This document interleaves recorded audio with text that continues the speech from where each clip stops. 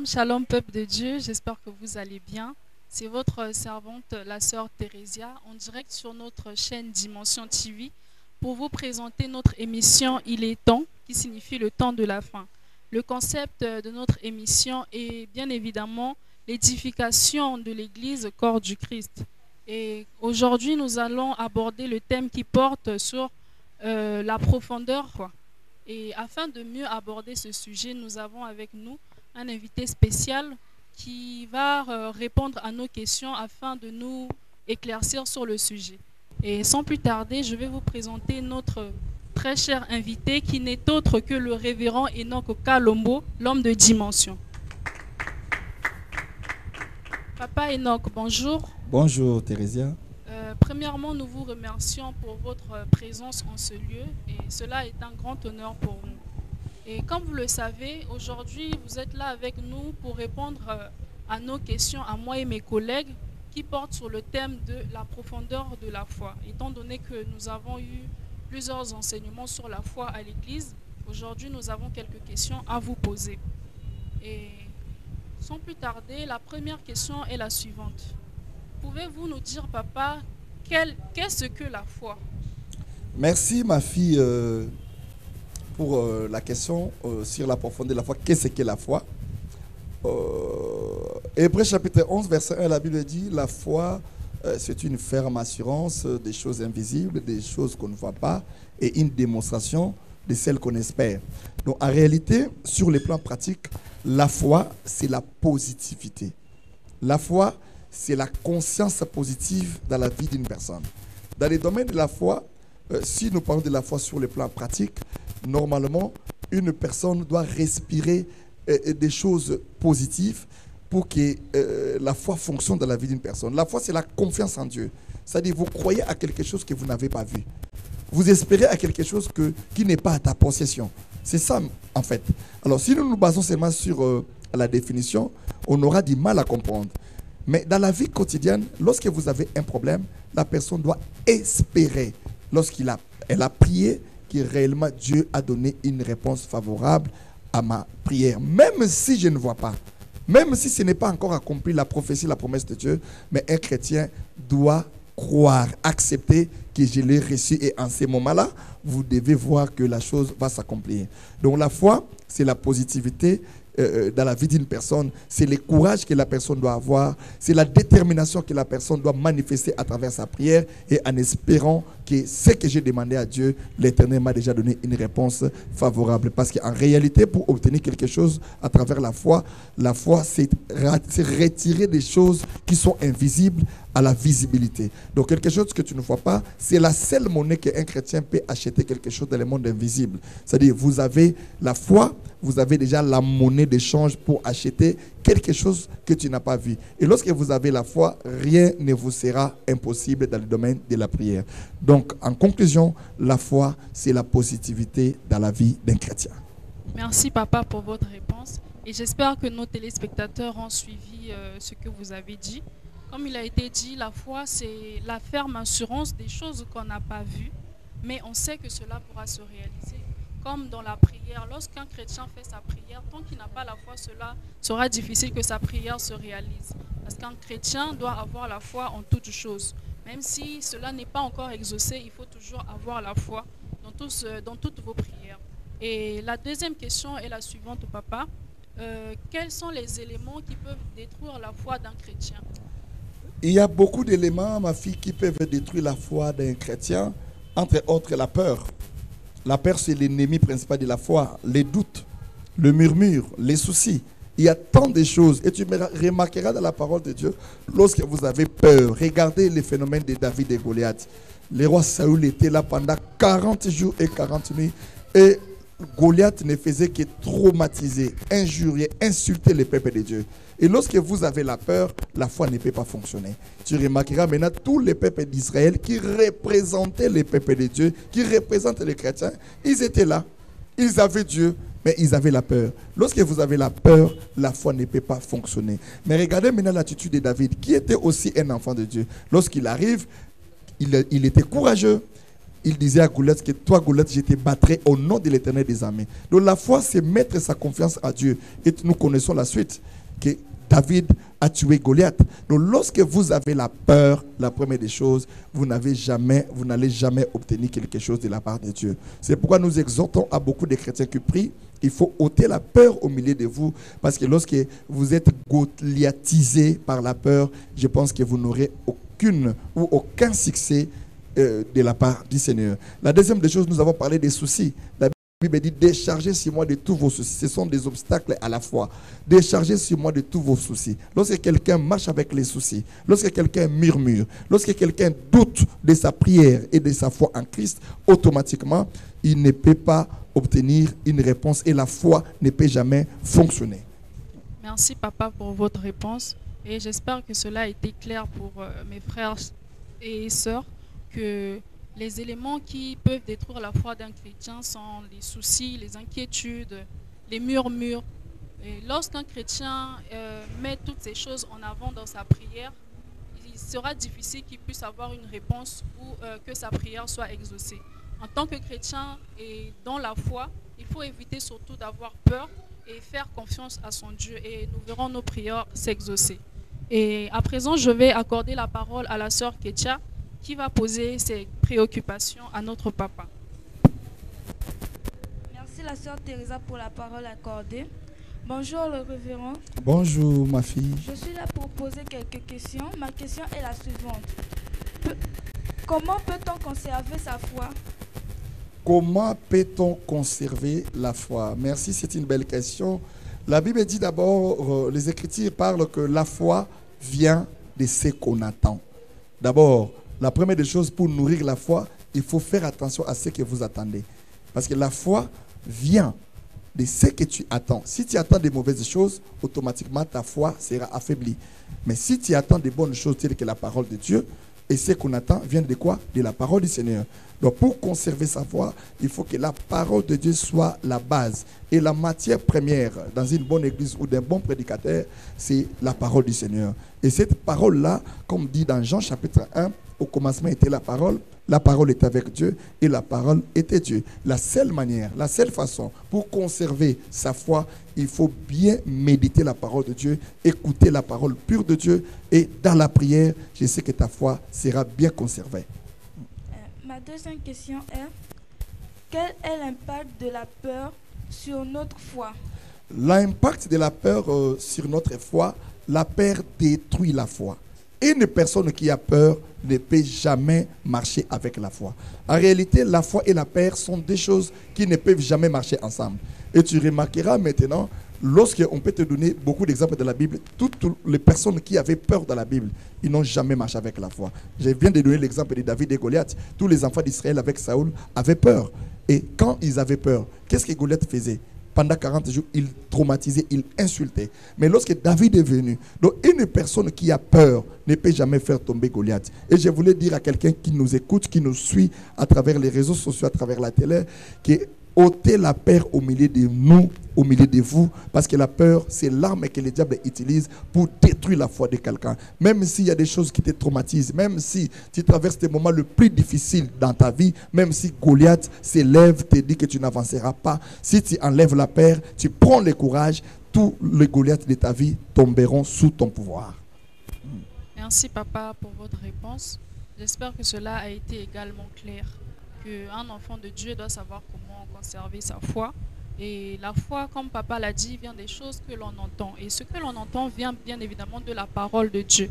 Donc il faut premièrement faire très attention à ce que l'on entend parce que cela joue un rôle très crucial sur notre foi. Et afin de conserver notre foi, il faut surtout éviter la peur. Un enfant de Dieu qui a peur n'a sans doute pas la foi. Et il faut vraiment éliminer la peur comme l'a fait David en combattant Goliath. Malgré la taille de Goliath, il n'a pas vu son gabarit, il n'a pas vu la différence qu'il y avait entre eux. Il a ôté la peur devant lui, il a fait confiance à Dieu et Dieu lui a donné la victoire.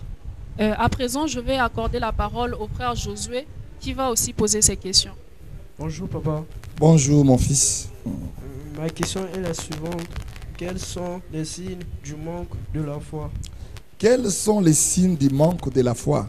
C'est ce que je viens de dire dans la question qu'on vient de poser. les signes de manque de la foi, nous avons les soucis, les inquiétudes, le murmure. Lorsqu'une personne n'a pas la foi, il ne peut que murmurer, il ne peut qu'avoir la peur, il ne peut qu'avoir des soucis. Et en ces moments-là, tu ne peux pas marcher avec la foi. C'est pourquoi nous avons exhorté à l'Église que les éléments qui peuvent te permettre de marcher durement avec la foi, il faut simplement avoir le courage et accepter, croire, ayez confiance en Dieu. Et tout ce que tu demandes à Dieu, croyez-le que vous les avez reçus. Et vous le verrez s'accomplir. Et ma dernière question, comment faire pour approfondir sa foi? Comment faire pour approfondir la foi? Nous avons dit la foi vient de ce qu'on attend. Et ce qu'on attend vient de la parole de Dieu. En écoutant la parole de Dieu, en ayant une vie de prière quotidienne, en gênant, et ta foi va toujours grandir. Merci, papa, pour vos réponses. Et j'espère que nos téléspectateurs aussi ont compris vos réponses, que les éléments qui font que la foi d'un chrétien puisse diminuer sont les soucis, la peur, la crainte, les murmures. Il faut ôter tous ces soucis devant vous, la peur, pour agrandir votre foi. Accordez la parole à la sœur Keren qui va aussi poser ces questions. Merci pour la parole accordée, la sœur Thérésia. Bonjour, cher pasteur Enoch. Bonjour, ma fille. Ma question est celle-ci. Quelles sont les disciplines spirituelles que nous devons faire pour affermir notre foi? Quelles sont les disciplines spirituelles que nous devons faire pour affermir notre foi? La première des choses, il faut d'abord avoir confiance au Père qui vous encadre. C'est-à-dire Dieu donne toujours à ses enfants le Père spirituel. Et la deuxième des choses, il faut croire à la parole de Dieu. La troisième des choses, il faut avoir la vie de prière quotidienne. La Bible dit prier sans cesse. Et au milieu de la prière, en écoutant la parole de Dieu quotidiennement, et je sais que ce sont des disciplines qui vont beaucoup t'aider. Et si c'est possible, vous pouvez inscrire votre nom dans un département, soit de l'intercession, où vous devez aussi servir le Seigneur. Et en étant, nous avons dit que tout excès nuit, mais l'abondance de la présence de Dieu ne nuit jamais. Et à chaque fois que tu es dans la présence du Seigneur, la grâce, la faveur, le Saint-Esprit sera le partage de ta vie. Et tu remarqueras qu'au lieu de reculer, tu avanceras toujours avec Dieu et avec la foi. Merci. Ma question est celle-ci. Quels conseils pouvons donner aux chrétiens qui ne parviennent à exercer leur foi face aux difficultés de la vie? Les conseils que je pourrais donner aux chrétiens qui ont du mal à exercer leur foi par rapport aux difficultés. Les difficultés représentent Goliath. Les difficultés représentent les Goliaths de nos vies. Alors, il faut toujours prendre l'exemple de comment David s'est comporté face aux difficultés. Nous sommes dans un monde, peuple de Dieu, où les problèmes, les difficultés seront toujours là. Le diable utilisera toujours des problèmes pour nuire à notre foi. Mais en ayant Jésus en nous, en étant des chrétiens, on ne peut pas marcher selon la volonté du diable. Notre Père, c'est le Dieu Tout-Puissant, c'est le Jésus-Christ de Nazareth que nous présentons. Nous devons être les imitateurs. Comme Paul dit, soyez mes imitateurs, comme moi je suis imitateur de Christ. Donc c'est Christ qui est notre modèle. Et comment Jésus a vécu sur la terre, malgré les difficultés, malgré les injures, malgré les problèmes, on ne peut jamais abandonner les chemins du Seigneur, ni abandonner notre foi. C'est pourquoi je voulais exhorter à un chrétien. Peu importe les difficultés que tu peux rencontrer, la Bible dit, ils te feront la guerre, mais ils ne te vaincront jamais. C'est-à-dire, la seule assurance que tu dois avoir est que lorsque vous marchez avec le Seigneur, si Dieu est pour nous, personne ne sera contre nous. Il y a des difficultés qui viennent. Il y a des difficultés que Dieu permet comme des épreuves. Ça peut venir dans nos vies, mais j'ai la ferme assurance, ni la mort, ni la vie, ni quelque chose, ni difficulté, rien ne me séparera de l'amour du Seigneur. Parce qu'après cette vie, il y a encore une autre vie. Il faut toujours avoir l'espérance. Toi qui es fatigué, toi qui es découragé, reprends courage, parce que l'Éternel avec toi, tu auras toujours la réussite. Les difficultés, c'est juste pour un temps. Les épreuves, c'est juste périodique. Mais il y aura un temps où la trompette va sonner et l'Éternel, Dieu des armées, te donnera toutes les réponses que tu attends. Merci, papa, pour vos réponses. Et j'espère que mes frères et sœurs qui nous suivent derrière leurs écrans ont compris aussi que les disciplines spirituelles à appliquer pour conserver sa foi, ce n'est que la prière et être soumis et affermi à un Père spirituel. Parce qu'en tant qu'enfant de Dieu, il est très important d'avoir un Père spirituel à ses côtés qui pourra nous guider dans nos pas et pour notre chemin à suivre. Et tout chrétien qui aimerait conserver sa foi doit surtout être affermi à Jésus-Christ, suivre Jésus-Christ et le prendre comme modèle. Et vous verrez que votre foi va grandir et vous allez prospérer dans la vie chrétienne. Là, pour clôturer avec les questions, je vais accorder la parole au frère Isaac. Merci, sœur Teresa, pour la parole. Bonjour, papa. Bonjour, mon fils. J'ai quelques questions à vous poser et ma première question est la suivante. Quelle est la différence entre la foi naturelle et la foi surnaturelle? Merci, mon fils, pour la question. La différence entre la foi naturelle et la foi surnaturelle. La foi naturelle, c'est quelque chose, c'est une foi que toute personne que Dieu a créée est née avec une petite foi. Tu verras qu'une personne, lorsqu'il est malade, il peut aller à l'hôpital. C'est-à-dire, il a la foi que si je rencontre un docteur, je serai guéri. Nous avons plusieurs banques ici dans les pays. Il y a des gens qui déposent l'argent à la banque sans pour autant savoir que la banque peut tomber en faillite. C'est-à-dire, chacun de nous est né avec une petite foi. Là, c'est la foi naturelle. Mais lorsqu'on parle de la foi surnaturelle, là, c'est une foi de Dieu. La foi qui dépasse les attendements des humains. Là, tu n'as pas la foi en toi-même, mais tu crois à des choses que tu ne vois pas. La foi surnaturelle, c'est la foi spirituelle qu'un chrétien doit en avoir, même si la personne rencontre des difficultés, mais il a l'assurance que Dieu va faire quelque chose.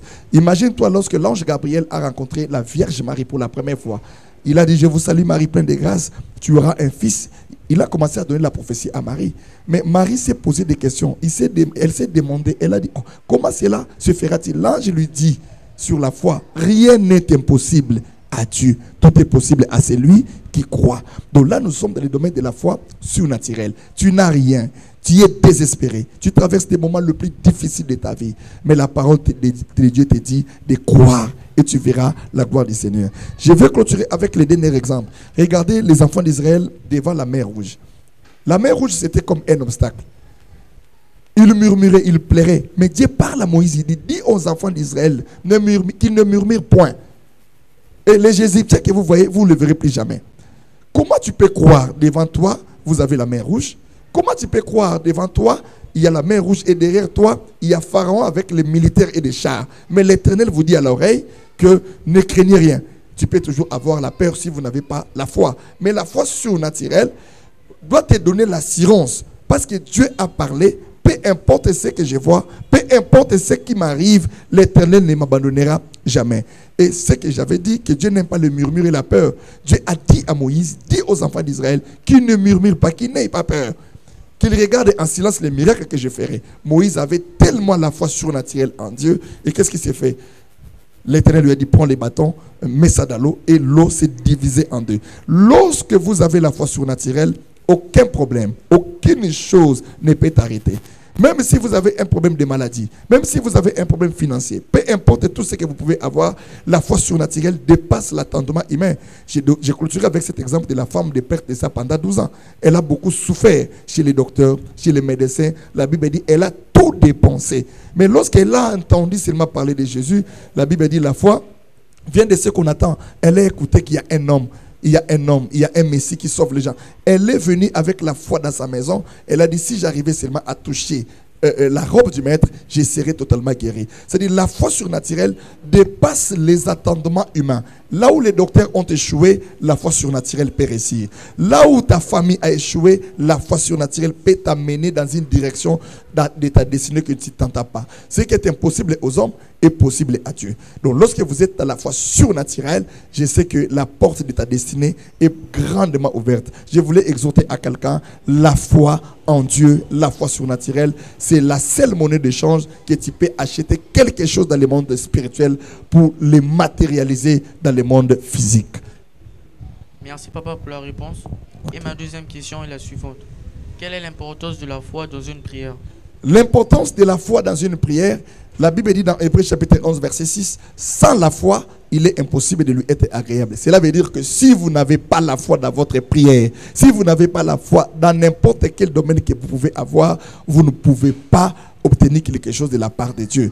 Notre Dieu, c'est-à-dire Dieu et nous les chrétiens, nous sommes liés à travers la foi. À chaque fois que nous prions, si vous demandez quelque chose, sans la foi, cela sera vraiment impossible. C'est pourquoi je voulais fortifier la foi de quelqu'un. Il y a aussi beaucoup de gens qui peuvent avoir la foi, mais leur foi n'est pas activée. C'est pourquoi Jésus a dit à ses disciples, si vous avez la petite foi comme un grain de sénévé, vous diriez à cette montagne de se déplacer. Donc je voulais activer la foi de quelqu'un. Je voulais dire à quelqu'un que si vous avez la foi, même si vous traversez des moments difficiles, avec Jésus, la réponse est bien et bien là. Merci papa pour vos réponses. J'espère que nos frères et sœurs derrière leurs écrans ont également compris que la différence entre la foi naturelle et la foi surnaturelle est que la foi naturelle est une foi que je peux dire innée. C'est quelque chose avec lequel on naît avec.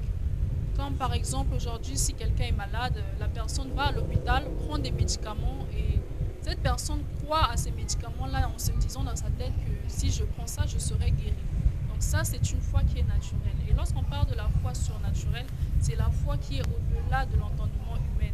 Par exemple, aujourd'hui, si quelqu'un a été découvert avec une maladie incurable pour les médecins, pour les humains, Dieu est capable de guérir cette maladie. Et lorsque cette personne a la foi que cette maladie incurable sera guérie par Dieu, c'est là qu'on parle de la foi surnaturelle. Et comme exemple, je peux parler de Sarah dans la Bible. Elle avait du mal à concevoir, mais au final, elle a eu à concevoir à l'âge de 90 ans, ce qui était impossible pour les hommes. Bien qu'elle avait déjà dépassé l'âge de la ménopause, mais à 90 ans, elle a conçu un enfant. Cela était impossible pour les hommes, mais c'était possible pour Dieu. Donc à ce moment-là, on parle de la foi surnaturelle. Donc il est important de connaître la différence entre la foi naturelle et la foi surnaturelle. Et j'espère que nos très chers téléspectateurs ont compris le message que Papa vient de véhiculer. Et sans plus tarder, nous sommes à la fin de notre émission. Il est temps. C'était votre servante de Dieu, la sœur Thérésia. Et nous allons accorder la parole une fois de plus à Papa au cas où il a un dernier mot à dire à nos chers téléspectateurs. Le dernier mot, ma fille, sera juste nous exhortons le Père de Dieu que le temps des miracles n'est pas encore passé.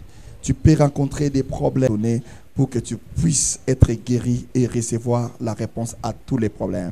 Entrez dans les domaines des dimensions surnaturelles sur la foi et vous verrez la gloire du Seigneur. Même si tu étais fatigué, même si des choses ne marchaient pas, même au niveau du travail, au niveau de ta santé, au niveau de ta famille, même si tu as l'humiliation possible, tu es négligé, la Bible dit que de la poussière, il retire les pauvres, du fumier, il retire l'indigent. Si vous avez la foi, Dieu est capable de te retirer de la poussière, dans la maladie, dans des blocages, dans les problèmes, pour t'amener dans une place que tu ne peux pas t'attendre. Recevez seulement Jésus-Christ comme Seigneur et Sauveur. Écoutez la parole de Dieu, augmentez votre foi. Et je pense qu'avec ces enseignements, tu seras distingué parmi les humains. Merci beaucoup, Papa, pour votre présence sur le plateau. Je remercie également les membres de l'équipe technique de l'église ACK. Et je remercie tous les membres de l'église ACK Massengo et que Dieu vous bénisse. On se revoit pour notre prochaine émission.